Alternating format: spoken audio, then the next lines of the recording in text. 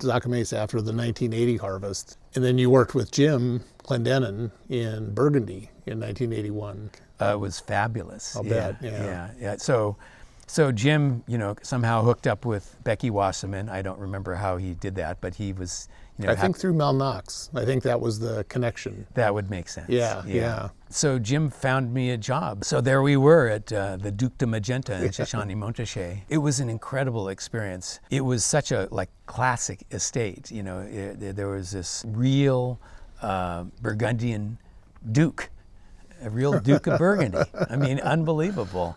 And he was an interesting fellow, he's, the operation was so traditional, and I guess that's what I loved learning about. I don't think they did everything in the best sort of way, but they did make some super excellent wines. Yeah.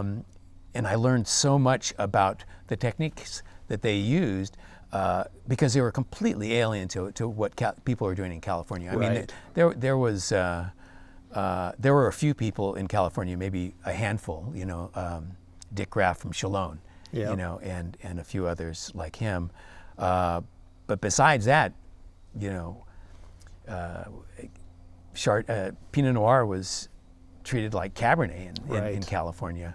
And then after harvest, I know you traveled around the Rhone also. Right. Yeah, we went to Bordeaux briefly and to Barolo briefly, but we did visit in the Rhone, and we visited Guigal, which is big house. We learned all sorts of interesting details about how they went about making wine, and so I found it just super fascinating. And that was super important to me because when you and Jim came back from Burgundy and from the Rhone, you had all these concepts, traditional techniques that you were employing. Some of them at Zacca Mesa, but there were not things. So much. Yeah, we were. Yeah, I mean the idea of whole cluster press of Chardonnay. Learning how to properly take care of a wine barrel.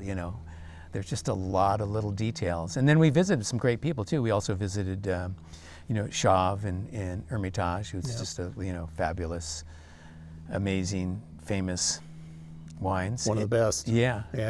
And and Émile Champay, which is a tiny little firm in Côte-Rôtie, and that was so fun.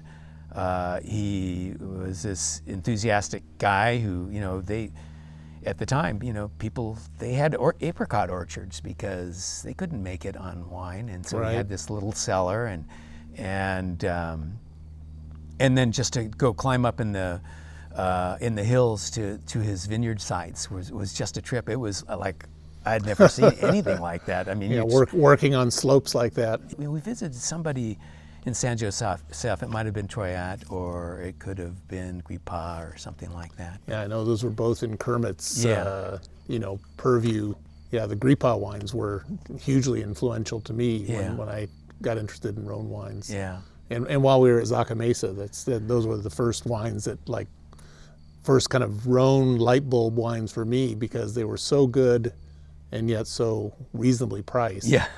and also the white. The white that Grippa made was superb. After that, did you go back to France at all? Many years later, maybe a decade ago, that I ended up on this trip that was a few winemakers and John Livengstone-Learmonth, who is relatively unknown here, but he's an Englishman. He just knows everything about the Rhone. I mean, he is amazing. No, his book is a Bible about the Rhone. Yeah, absolutely. Yeah. So, what year did you plant grapes here at the Ojai Vineyard? So I planted in 1981, and so.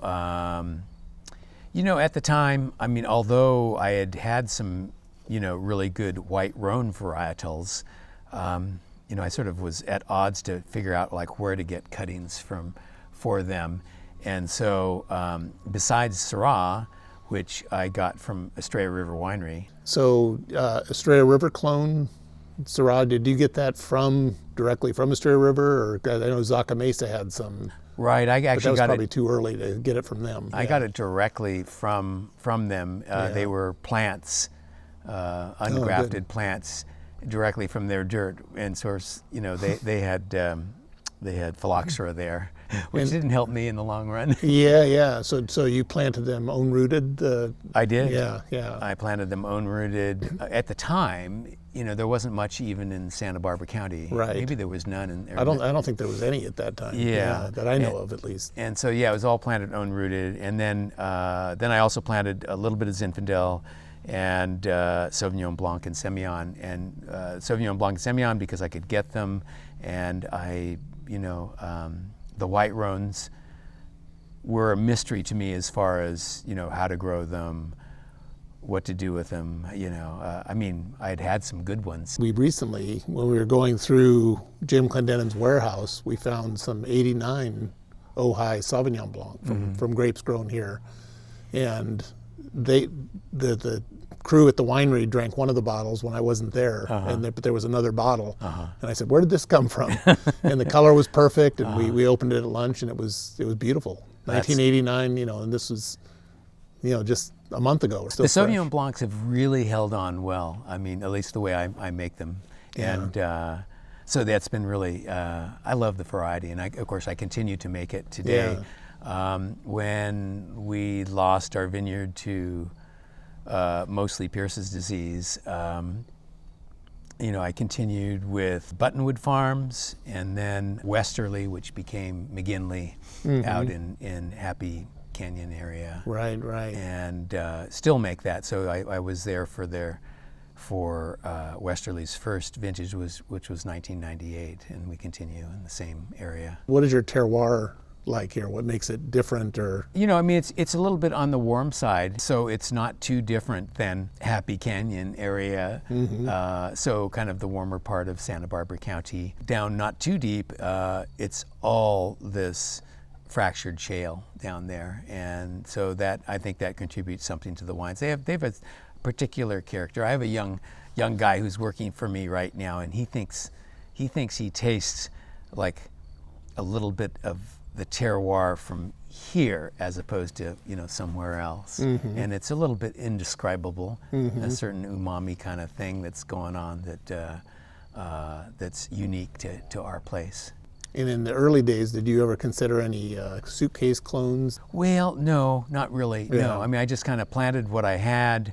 It wasn't too many years before we discovered that we had issues with Pierce's disease, and I was just working hard to try to keep the vineyard going.